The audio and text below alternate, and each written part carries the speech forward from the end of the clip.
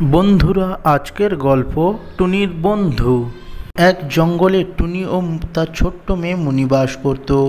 একদিন সকালে মুনি ঘুমিয়েছিল, আর ঠিক সেই ফাঁকে টুনি কিছু পাকা ফল সংগ্রহ করার জন্য বাসা থেকে বেরিয়ে যায়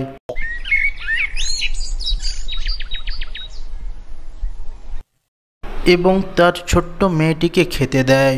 পাকা ফল সামনে পেয়েও টুনির ছানাটি খেতে চায় না, মন খারাপ করে বসে থাকে। এই দেখে টুনি তার মেয়েকে জিজ্ঞেস করলো, কি হয়েছে মুনিমা, তুই এমন মন খারাপ করে বসে আছিস কেন?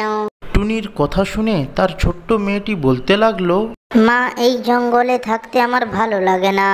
এই জঙ্গলে আমার কোনো বন্ধু নেই, আমায় একা একা থাকতে আর ভালো লাগছে না। চলো মা, আমরা এই জঙ্গল ছেড়ে দূরে কোথাও চলে যাই, যেখানে আমার অনেক বন্ধু থাকবে।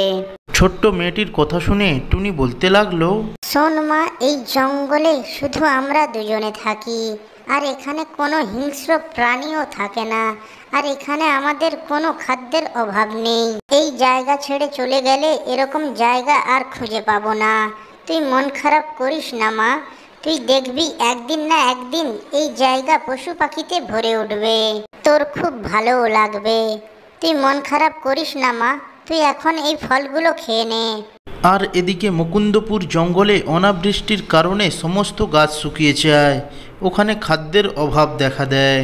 তখন ওখানকার পাখিরা মিলে আলোচনা করে যে তারা এই জঙ্গল ছেড়ে পাশের কোনো জঙ্গলে চলে যাবে, যেখানে খাদ্যের কোনো অভাব হবে না।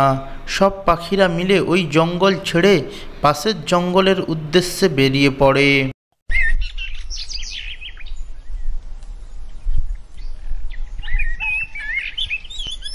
কিছু দূর যাওয়ার পর ওরা একটা জঙ্গলের সন্ধান পায়। এখানেও আগের মতোই অবস্থা, বৃষ্টি না হওয়ার কারণে এখানকার গাছগুলো শুকিয়ে মারা গেছে। তখন তারা নিজেদের মধ্যে বলতে লাগলো, আমরা কি আমাদের জঙ্গল ছেড়ে ভুল করলাম? এখানেও তো একই অবস্থা, এখন আমরা কি করব? এই বলে তারা আবার উড়তে শুরু করলো। কিছু দূর যাওয়ার পর তারা একটা জঙ্গলের সন্ধান পায়। সেই জঙ্গল, যেই জঙ্গলে আগে থেকে টুনি ও তার মেয়ে মুনি বাস করত।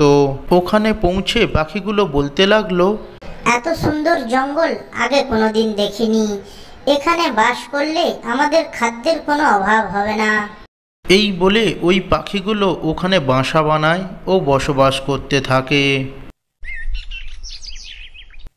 কিছুদিনের মধ্যেই টুনি ও তার মেয়ের সঙ্গে পাখিগুলোর ভালো বন্ধুত্ব হয়ে যায় ও তারা সবাই মিলে ওই জঙ্গলে সুখে শান্তিতে বসবাস করতে থাকে। ভিডিওটি যদি ভালো লেগে থাকে তাহলে ভিডিওটিতে একটি লাইক করে চ্যানেলটি সাবস্ক্রাইব করবেন।